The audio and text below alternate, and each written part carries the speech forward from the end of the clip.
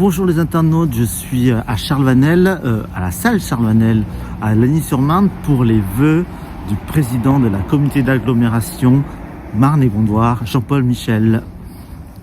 Culturel pour les services de Marne-et-Gondoire, au centre de siège, au centre administratif, on va dire, de la communauté d'agglomération des collégiens qui est juste à côté. Donc là aussi, il y a une opération double qui lie culture et santé, qui est en cours actuellement et qui va être réalisée cette année. Et puis, économique. Alors, moins les collectivités vont consommer d'énergie, évidemment, plus elles pourront dépenser et investir dans d'autres projets. Et peut-être se dit-on que la période est propice. Alors, soyons prudents, mais on a quand même un exemple qui peut parler à tout le monde, c'est la crise que le secteur immobilier vit actuellement. Alors, on peut dire que c'est un moment de pause, parce que c'est vrai que ça repartira.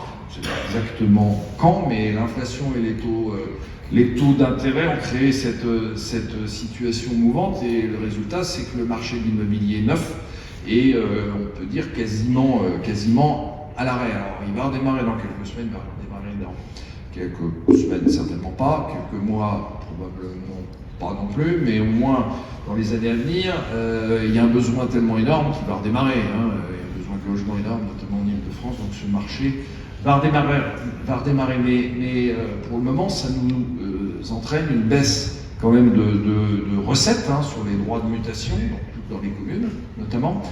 Ça entraîne une stagnation de la taxe foncière, qui est maintenant le seul impôt direct sur les ménages, sur les propriétaires plus exactement, qui est perçu par les communes. Mais ça peut aussi permettre de se dire, bon, on va accueillir peut-être moins d'habitants tout de suite, donc on aura besoin de moins d'équipements, et on peut se consacrer, se focaliser sur la rénovation des équipements existants. Alors c'est vrai pour le secteur là du bâtiment, c'est une opportunité pour le secteur du bâtiment de quelque part d'amortir cette crise actuelle. Et comme on sait que l'investissement des collectivités territoriales, locales et territoriales, porte une grande partie de l'économie française, on se doit de continuer à investir. Donc c'est un biais qu'on se propose à Marne-et-Gondoire plus que d'explorer, d'aider à financer les communes pour que pour qu'on puisse mettre un support financier en place pour aider. Monsieur le Président, bonne année. Bonne année. Alors, est-ce que vous pouvez nous donner un résumé de ce qu'il y aura à Marne-et-Gondoire en 2024 ?